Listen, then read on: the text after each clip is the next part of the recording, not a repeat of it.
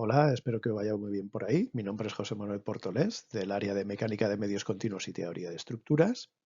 Y en la lección de hoy vamos a tratar el estado límite último de pandeo, tanto axial como lateral, como la combinación entre estos.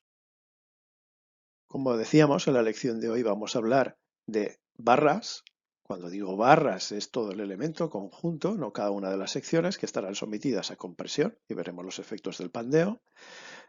También pueden estar las barras sometidas a flexión, y en este caso tenemos el pandeo lateral torsional y la interacción que tienen estos. ¿Vale? La interacción que tenemos cuando ocurren los dos esfuerzos a la vez, la compresión y la flexión.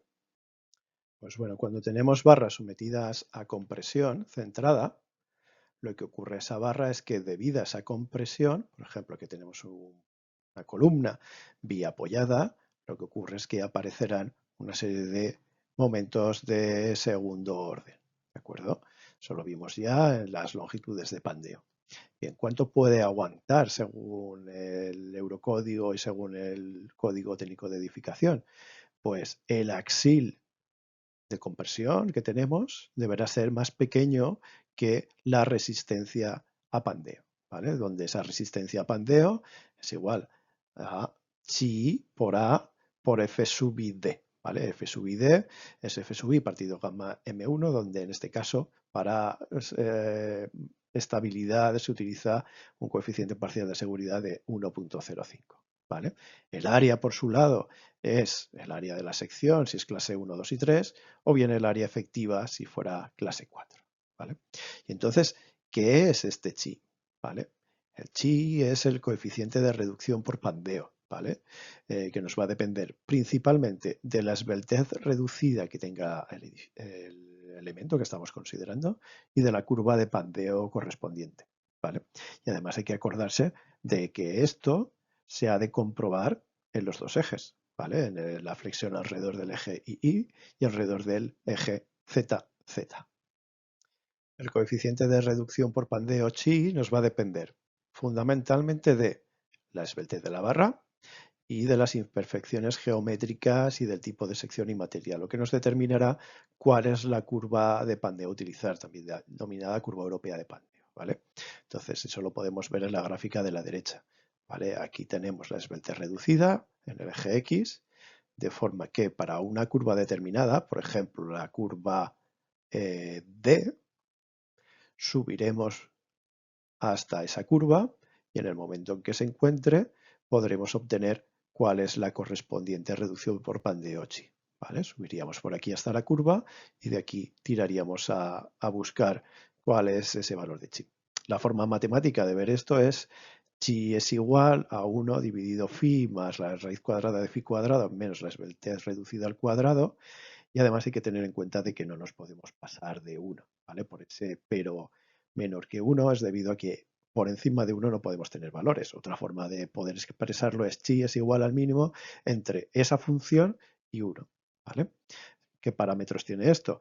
Pues la esbeltez reducida, que ya la conocéis, lambda es igual a la raíz cuadrada de A por F sub I partido la carga crítica de Euler, que también la podíamos escribir como lambda igual a la longitud de pandeo del eje correspondiente dividido el radio de giro y la esbeltez límite, donde esa esbeltez límite dependía del material, era pi por la raíz de partido F sub I, podíamos expresar de las dos formas. Ese coeficiente phi es un coeficiente intermedio, ¿vale? Para poder dibujar ese ajuste experimental del cual viene la gráfica, ¿vale? 0,5 por 1 más alfa más lambda menos 0,2 más lambda al cuadrado, donde alfa es el coeficiente de imperfecciones debido a, pues como decimos, el tipo de sección y material. El coeficiente alfa y la curva de pandeo correspondiente la obtenemos de la tabla 6.2 del documento básico de seguridad estructural acero. ¿Vale? En esta tabla lo que tenemos son para diversos tipos de perfiles, ¿vale? Por ejemplo, perfiles laminados en I, perfiles armados, agrupación de perfiles laminados y soldados, tubos, vigas en cajón armadas y otra serie de perfiles tenemos diferentes curvas de panteo. Si vemos, por ejemplo, en mayor detalle los perfiles laminados en I, cuando la relación entre H partido por B es superior a 1,2 y cuando el espesor es inferior a 40 milímetros, si el acero es, por ejemplo, un acero S275, para los ejes de flexión o ejes de pandeo y Z tendremos que coger las curvas A y B, ¿vale? Y así con el resto. Fijaros que ese H partido por B incluye cada una de las dos filas que tenemos en esta tabla, ¿vale?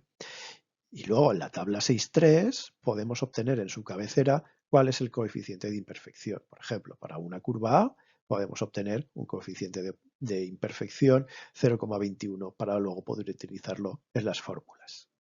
Una vez tenemos esa curva de pandeo y esa esbeltez, podemos obtener el coeficiente chi, bien con la fórmula como hemos comentado, bien con la figura, entrando a partir de la esbeltez hasta la curva determinada, A, B, C o D, o a 0, y llegar al coeficiente de reducción por pandeo, o también lo podemos hacer con la tabla 6.3, interpolando entre los valores de lambda que tenemos aquí. Mi recomendación es que no la gastéis, sino que utilicéis o bien la fórmula si queréis más precisión, o si en un momento en obra necesitáis hacer una consulta rápida si va a pandear o no un elemento, utilicéis directamente la gráfica, ¿vale? Para interpolar en la curva, pues directamente cogemos la fórmula.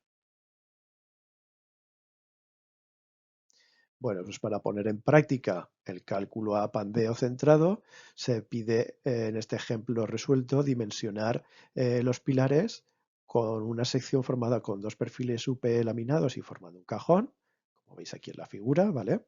Donde vamos a orientar la inercia fuerte, que en este caso será la inercia del eje Y, ¿vale? Esa inercia del eje Y mayor que la inercia del eje Z, en las peores condiciones de contorno. Esto es, empotrado libre en el plano del pórtico, porque se trata de una celosía que descansa sobre los pilares en solamente un punto, con lo cual lo podemos considerar empotrado libre, con beta igual a 2, mientras que en perpendicular, como tenemos un arriostramiento, tendremos empotrado apoyado, con lo cual podremos considerar beta igual a 0,7. Por lo tanto, como queremos ponerle, cuando tenemos la beta más grande, ponerle la inercia más grande, entonces este será la inercia del eje Y esta será la inercia que colocaremos en el eje Z, ¿vale? Este será el eje Y del pórtico y este será el eje Z del pórtico.